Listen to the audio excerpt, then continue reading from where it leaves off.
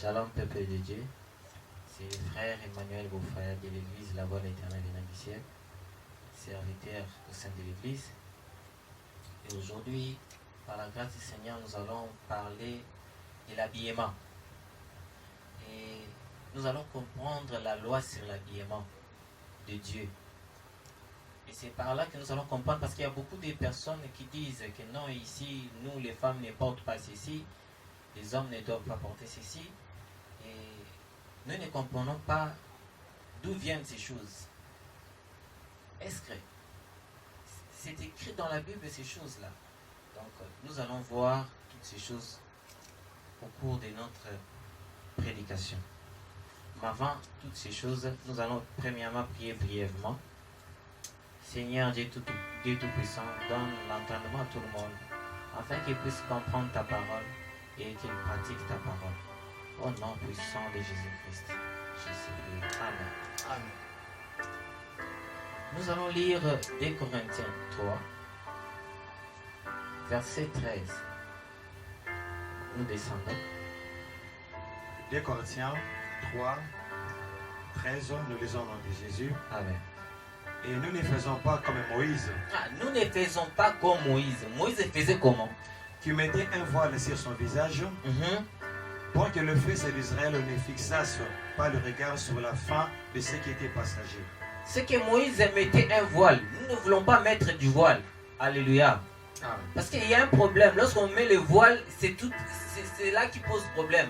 Parce que Paul a trouvé que non, Moïse mettait des voiles. Et ce voile a posé un problème. Quel est le problème que le voile a posé maintenant? Disons.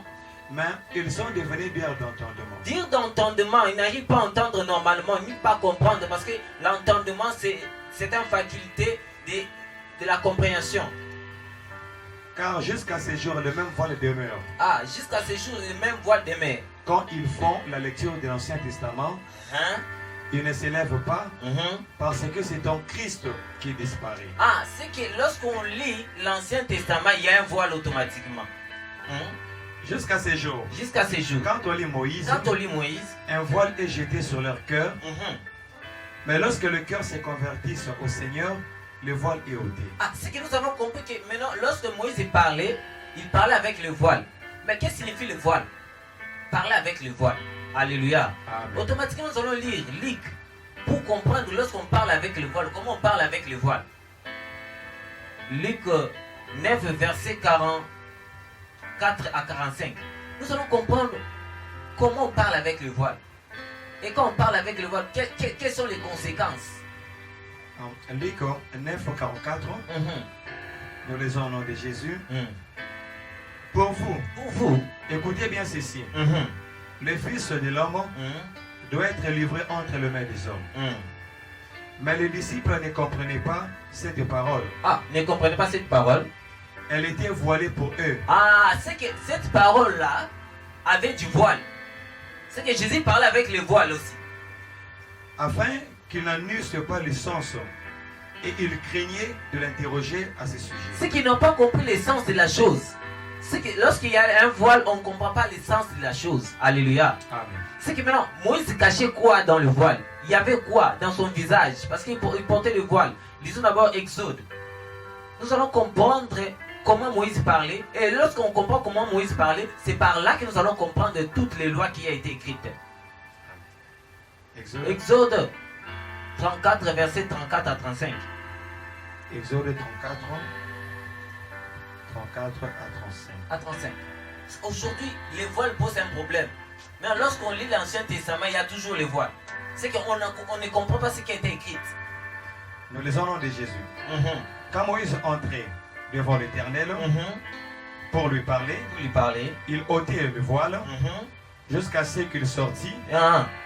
Et quand il sortait, il disait aux enfants d'Israël ce qui lui avait été ordonné. Moïse mettait un voile, mais devant le Seigneur, ne mettait pas le voile. Lorsqu'il sort de l'endroit où il était avec le Seigneur, il met maintenant le voile. Mais il parlait de la part du Seigneur, avec le voile. 35 ans, les enfants d'Israël regardaient le visage de Moïse. Et voyaient que la peau de son visage rayonnait. Alléluia.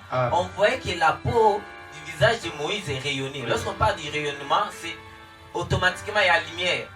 Alléluia. C'est que nous voyons la lumière. Moïse cachait la lumière au travers de ce voile. Alléluia. Amen.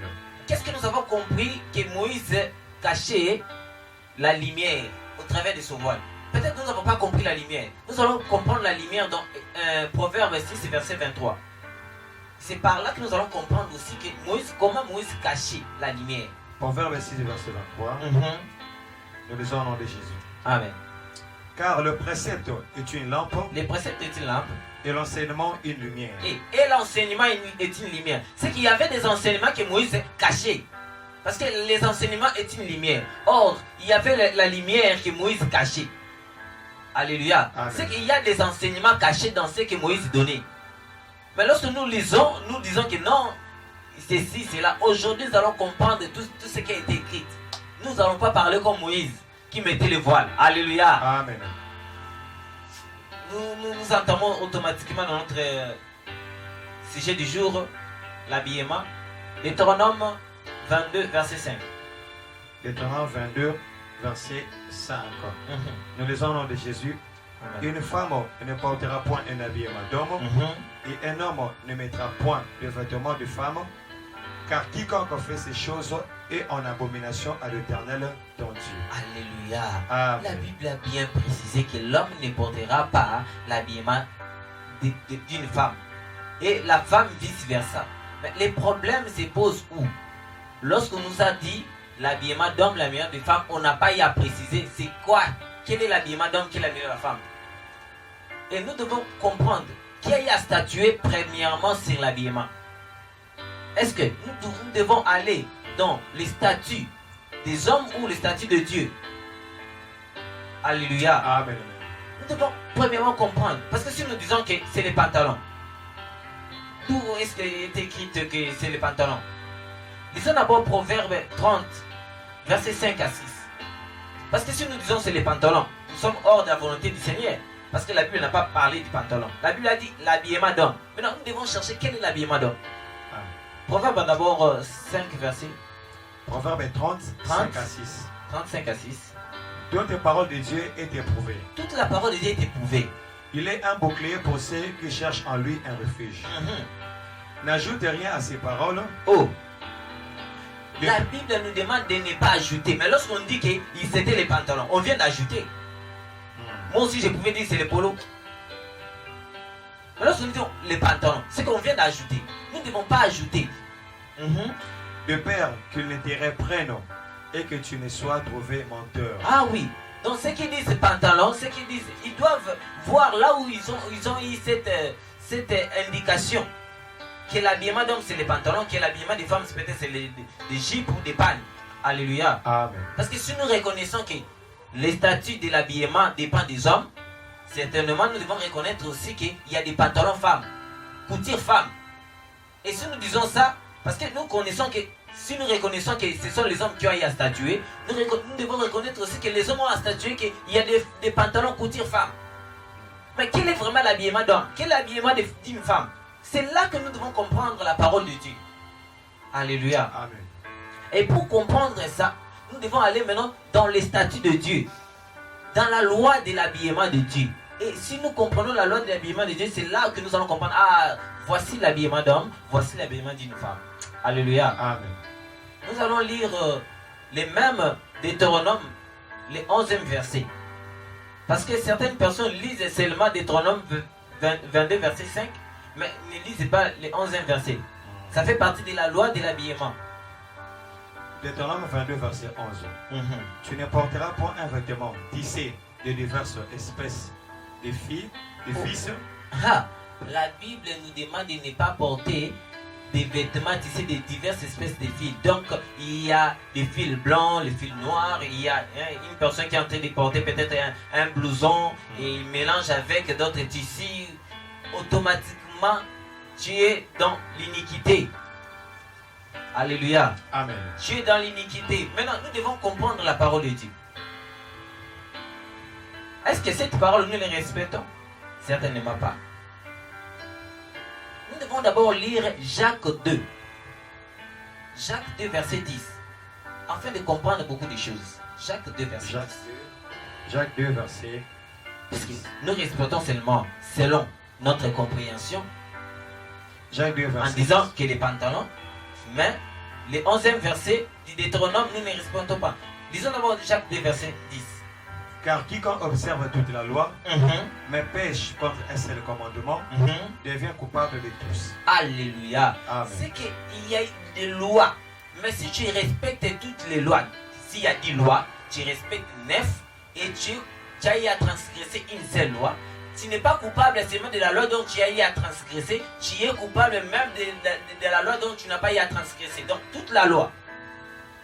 Maintenant, si tu respectes seulement Deutéronome 22 verset 5, selon ta compréhension, que c'était un pantalon, mais tu ne respectes pas Deutéronome 22 verset 11, automatiquement tu es aussi coupable de Deutéronome verset 5.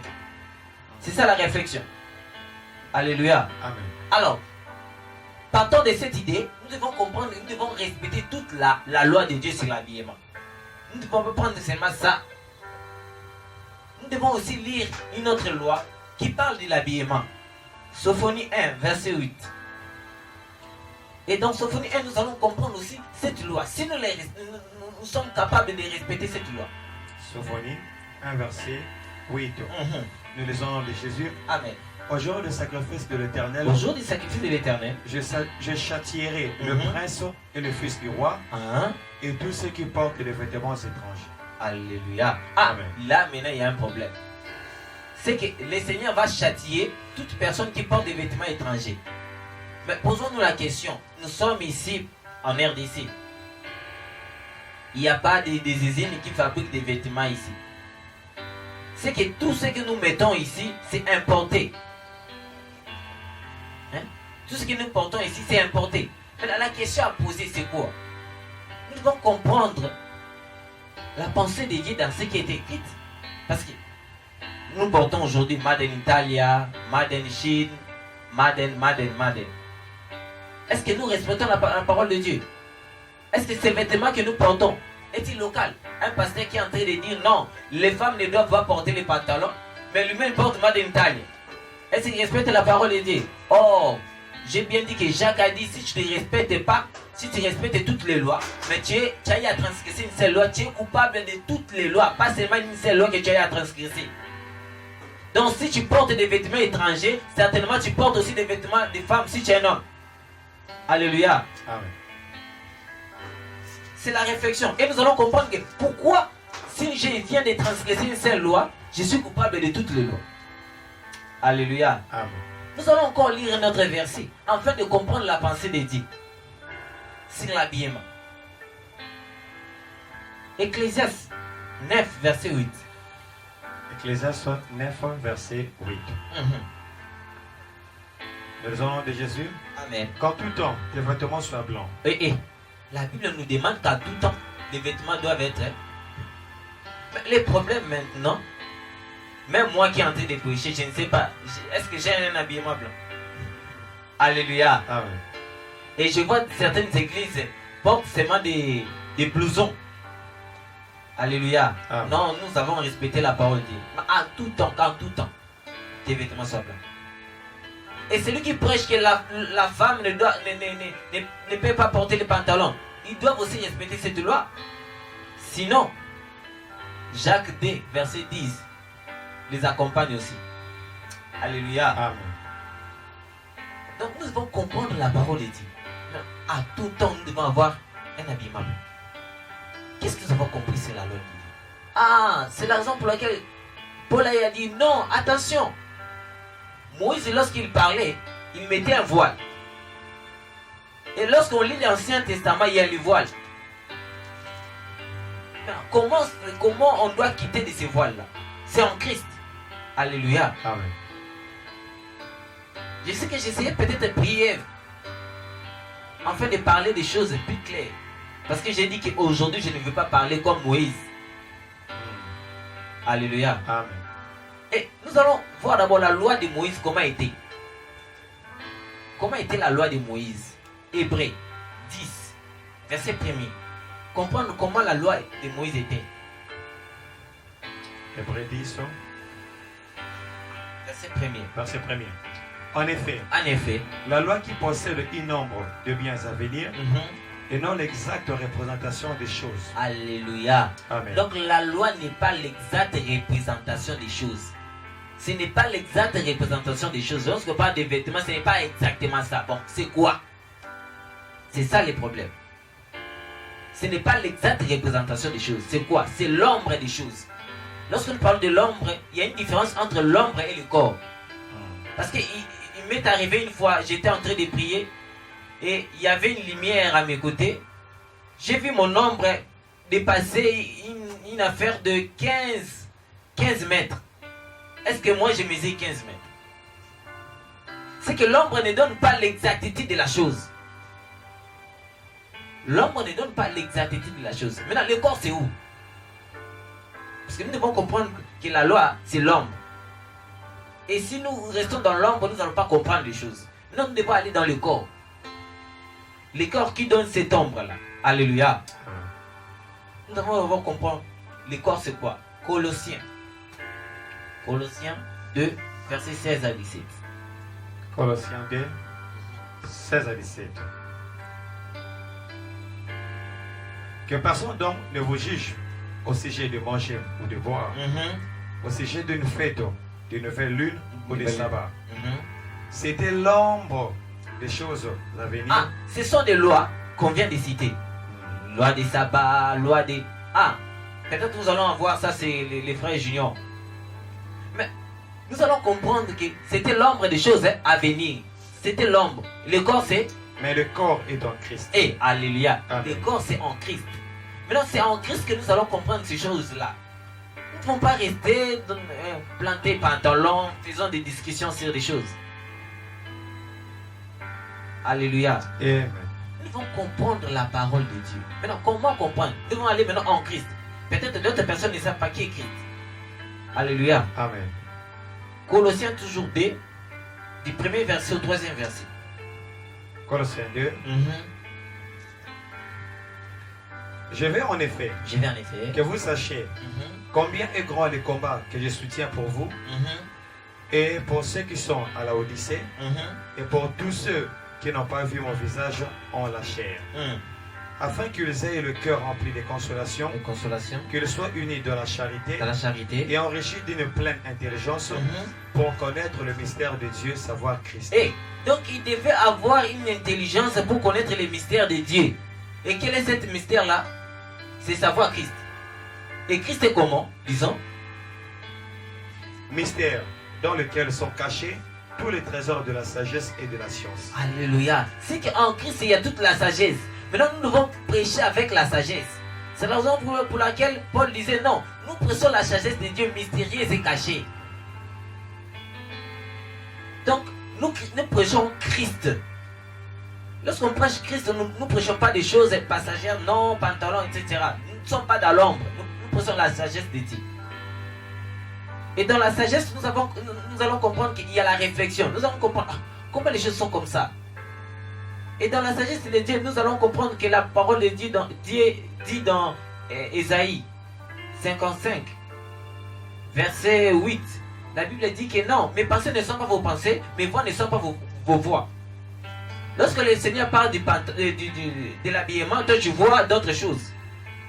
Alléluia. Amen. Non, nous devons comprendre quelle est la pensée de Dieu sur l'habillement de l'homme et de la femme. C'est ça le problème. Quelle est la pensée de Dieu en ça? Et nous allons lire automatiquement Zacharie. Zacharie 3, versets 3 à 5. C'est par là que nous allons maintenant comprendre la pensée de Dieu.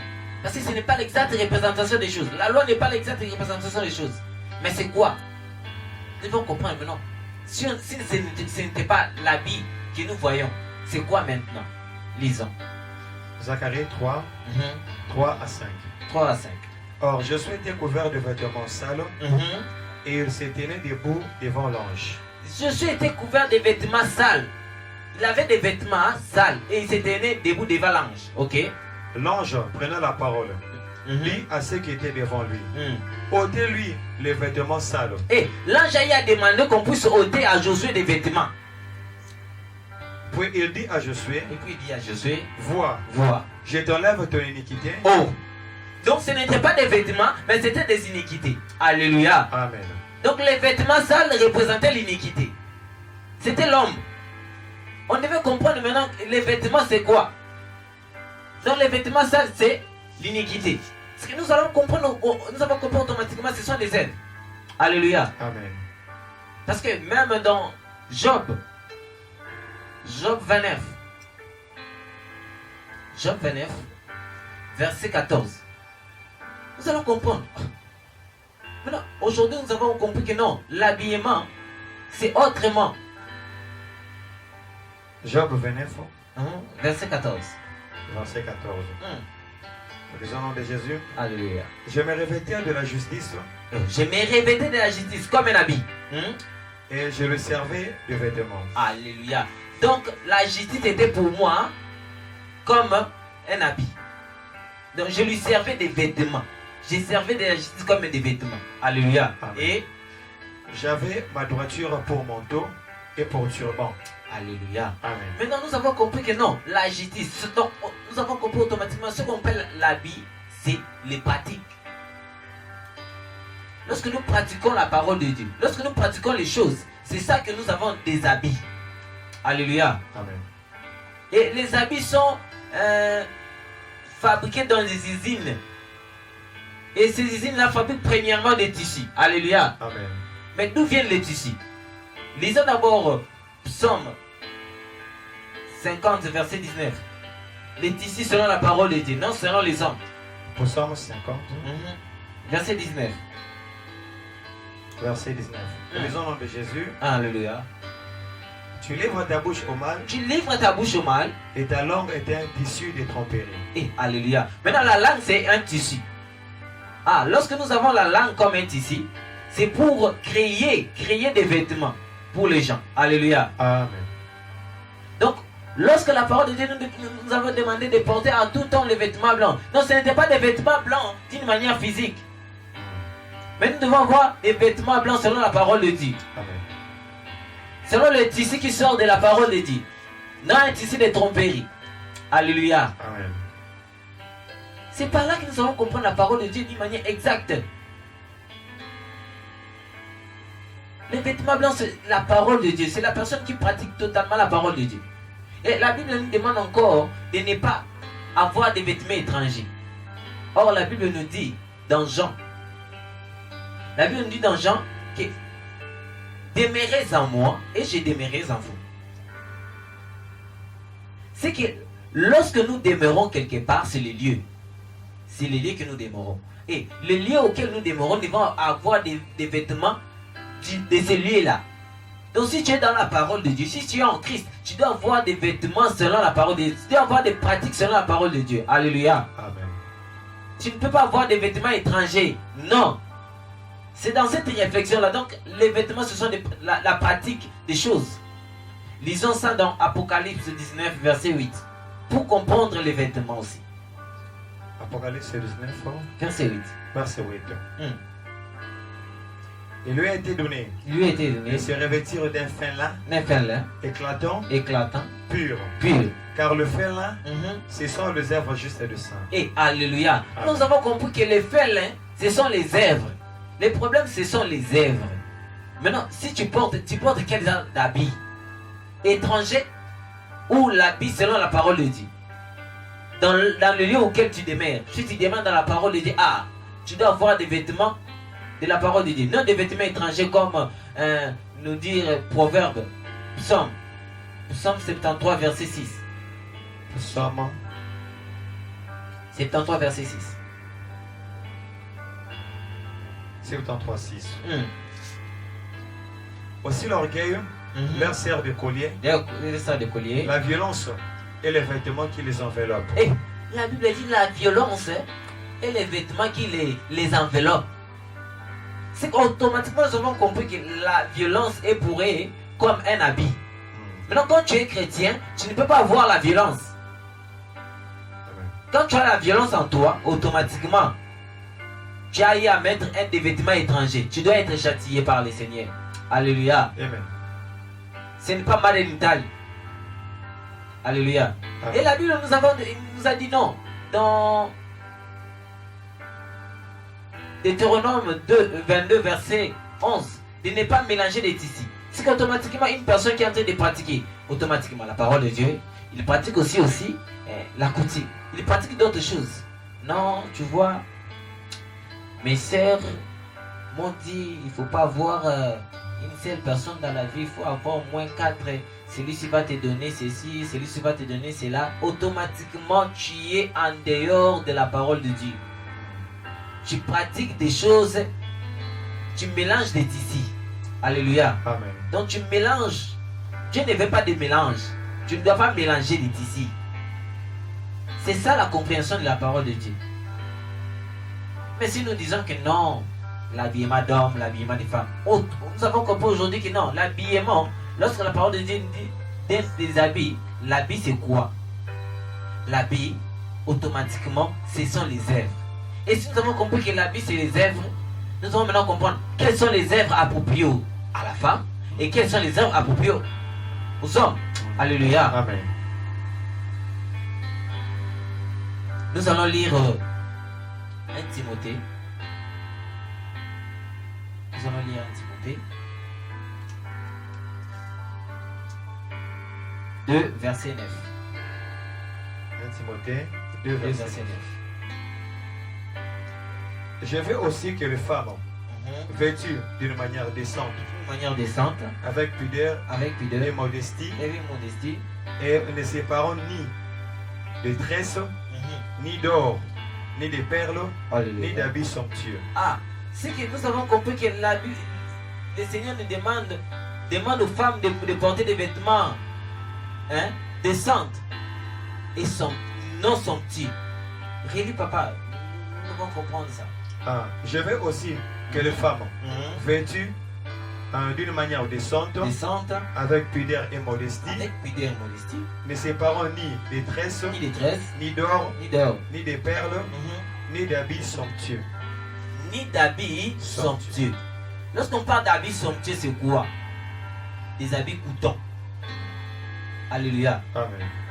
Maintenant, si nous voulons l'interpréter d'une manière charnelle, avec le voile, donc automatiquement nous allons prendre ça tel qu'elle était écrite. Or, toute écriture est inspirée de Dieu, ici pour enseigner. Amen. Donc, les habits somptueux, automatiquement, tu ne peux pas avoir des habits chers. Parce que tous les habits que nous portons aujourd'hui, nous pouvons voir ça dans un prix moins cher. Mais les femmes portent aujourd'hui des robes de mariage. Ça coûte très cher. Et on leur bénit aussi à l'église. Parce que les robes de mariage, normalement, ici, on les loue. Parce que c'est cher. Et nous devons comprendre la parole de Dieu. La parole de Dieu nous parle vraiment des vêtements comme nous les portons maintenant, où la parole de Dieu nous parle des vêtements de manière spirituelle. Alléluia. Amen. Et descendant, voici maintenant les vêtements auxquels la parole dit. Toujours dans Hébreu et dans 1 Timothée 2, verset 9. On descend. Mais qu'elles séparent des bonnes œuvres, comme il convient à des femmes qui font profession de servir Dieu. C'est le problème. On demande qu'ils puissent avoir des bonnes œuvres. C'est ça. Maintenant, quelles sont les œuvres qu'on est en train de demander? Que la femme écoute l'instruction en silence. Ah, ce sont les œuvres qu'on demande à la femme de faire. Avec une entière soumission. C'est ça l'habit de la femme. Je ne permets pas à la femme d'enseigner, ni de prendre de l'autorité sur l'homme. Alléluia. Amen. Donc on demande que la femme ne doit pas enseigner devant l'homme. Ni de prendre de l'autorité sur l'homme, mais elle doit demeurer dans le silence. Dans le silence. Alléluia. Et continuez. Car Adam a été formé le premier, Ève ensuite. Et ce n'est pas Adam qui a été séduit, c'est la femme qui séduite s'est rendue coupable de transgression. Elle sera néanmoins sauvée en devenant mère. Alléluia. Amen. C'est qu'aujourd'hui, certaines églises aussi disent ici chez nous, les femmes ne doivent pas prêcher. Alléluia. Car Paul a dit que non, la femme ne peut pas prendre de l'autorité, ne peut pas enseigner devant l'homme. Mais quelle est cette femme auquel la Bible nous demande que la femme ne peut pas enseigner? Parce que l'habit d'homme, c'est l'enseignement. C'est lui qui doit enseigner. Mais ce n'est pas la femme qui doit enseigner. Quand tu vois une femme qui est en train d'enseigner, il porte des vêtements d'homme. Alléluia. Amen. Maintenant, nous allons comprendre aussi dans la parole de Dieu. Parce que, lisons d'abord le verset 15, de ce que nous avons à lire. Aujourd'hui, nous avons compris que les vêtements d'hommes et les vêtements de femmes. Mais nous allons comprendre maintenant qui est femme et qui est homme. Peut-être que ça ne sera pas aujourd'hui. Mais je suis en train d'introduire peut-être la nouvelle vidéo qui viendra. 1 Timothée 1 Timothée 2, verset 15. Elle sera néanmoins sauvée en devenant mère. Ah, la femme ne doit pas prêcher, mais elle sera sauvée en devenant mère. Donc, à l'église, toutes les femmes qui ont déjà mis au monde ne doivent plus venir à l'église. Parce que nous cherchons quoi? D'être sauvés. Mais elles, ils sont déjà sauvés. Parce qu'ils ils ont déjà des enfants. Alléluia. Hein? Continue. Si elle persévère avec modestie dans la foi, elle sera sauvée en devenant mère si. Donc pour devenir mère, il y a maintenant une condition. Lisons. Si elle persévère avec modestie dans la foi, dans la charité et dans la sainteté. Alléluia. Est-ce que pour devenir mère, tu dois être sainte?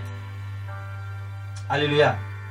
Donc, tout le monde qui ont eu à mettre au monde, ils ont la foi.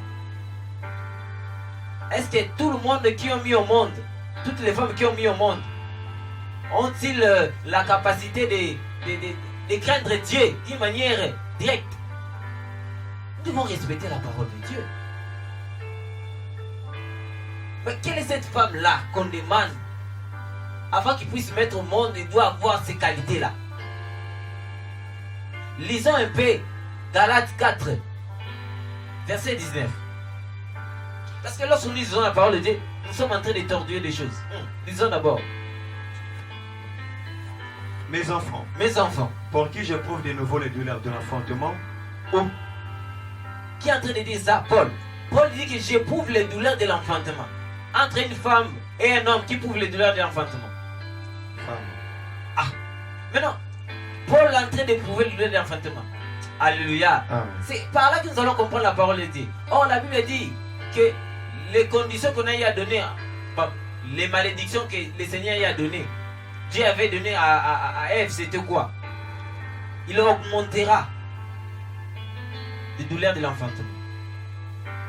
Mais je ne comprends pas. La Bible dit encore qu'il a effacé l'acte dont les ordonnances qui nous condamnaient.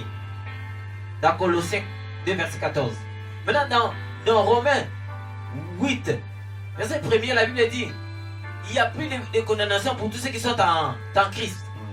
Mais aujourd'hui, il y a des personnes qui sont en Christ, des femmes qui sont en Christ, mais lorsqu'ils veulent mettre au monde, ils ont toujours des douleurs de l'enfantement. Est-ce que vous avez compris la parole de Dieu? Lisons d'abord 1 Corinthiens 14, verset 32. Nous descendons pour comprendre la femme, l'homme et la femme. 1 Corinthiens 14, 32. Les esprits des prophètes sont soumis aux prophètes. Car Dieu n'est pas un Dieu de désordre, mais de paix. Comme dans toutes les églises des saints, que les femmes se taisent dans les assemblées. Alléluia. Amen. On dit que dans toutes les églises des saints, que les femmes se taisent. La première question à poser, est-ce que toutes les églises que nous interdisons aux femmes de prêcher, ce sont des églises des saints? Parce qu'après nous allons dire non, nous allons demander pardon à Dieu, parce que personne n'est parfait. Or, comment vous demandez pardon à Dieu, vous êtes ensemble des saints? Alléluia. Amen. Et mais vous interdisez aussi aux femmes de ne pas prêcher. Continue. Comme dans toutes les églises des saints. Que les femmes se taisent dans les assemblées. Qui se taisent dans les assemblées? Car il ne leur est pas permis de parler. Mais qu'elles soient soumises. Qu'elles soient soumises. Selon qu'il est dit aussi la loi. Si elles veulent s'instruire sur quelque chose, Si elles veulent s'instruire sur quelque chose, qu'elles interrogent leur mari à la maison. oh, alléluia. Est-ce que toutes les femmes qui existent dans ce monde ici sont-ils mariées? C'est ça la question à poser. Bon, est-ce que toutes les femmes qui sont en Christ ont-ils des hommes qui connaissent Dieu? C'est ça aussi le problème. Parce que s'il veut s'instruire, il doit s'instruire à son homme. Alléluia. Amen. À la maison. Continue. Car il est malséant à une femme de parler dans l'église. Ah, il est malséant à une femme de parler à l'église.